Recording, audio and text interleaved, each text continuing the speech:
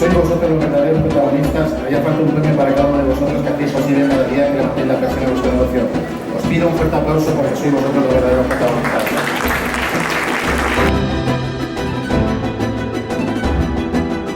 A todas y a todos para esta entrega de premios. Sean todos ustedes bienvenidos.